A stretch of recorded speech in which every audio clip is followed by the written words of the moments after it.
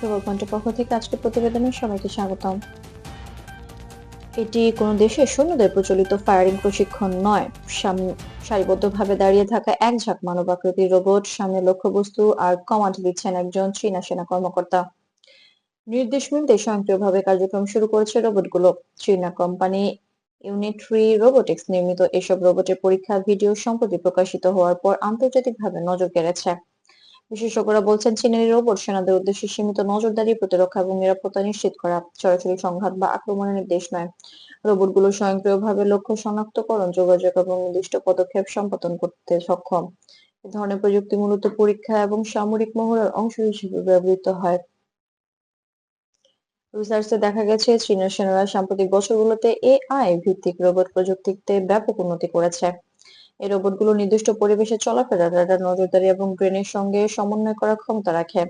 সামরিক বিশেষজ্ঞরা মনে করছেন, এই আঞ্চলিক স্থিতিশীলতা বজায় রাখতে এবং সীমান্ত নিরাপত্তা নিশ্চিত করতে সহায়ক।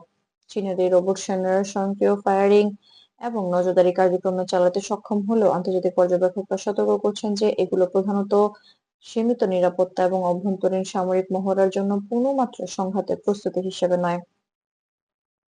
আন্তর্জাতিক বিশ্লেষকরা মন্তব্য করছেন, রোবট সেনাদের উন্নয়ন ভবিষ্যতে সামরিক প্রযুক্তিতে নতুন ধারা সৃষ্টি করতে পারে। তবে এই প্রযুক্তি কূটনৈতিক চ্যানেলের মাধ্যমে নিয়ন্ত্রিত এবং বেসামরিক জনগণ বা বাণিজ্যিক অঞ্চলে ঝুঁকি তৈরি করা উচিত নয়। বিশ্বের শক্তিশালী দেশগুলো সতর্কতার সঙ্গে চীনের এই রোবট সেনা কার্যক্রম পর্যবেক্ষণ করছে। মার্কিন যুক্তরাষ্ট্র, ইউরোপীয় দেশ এবং আঞ্চলিক দেশগুলো সীমিত নজরদারি ও নিরাপত্তার সঙ্গে ভারসাম্য বজায় রাখার আহ্বান জানিয়েছে। সংক্ষেপে, চীনের নতুন রোবট সেনাদের পরীক্ষা আন্তর্জাতিক সংবাদ মাধ্যম আলোচনার কেন্দ্রবিন্দুতে থাকলেও এগুলো প্রধানত প্রতিরক্ষা, নজরদারি এবং সামরিক মহড়া কার্যক্রমের জন্য, সরাসরি আক্রমণ বা সংঘাতের নির্দেশ নয়।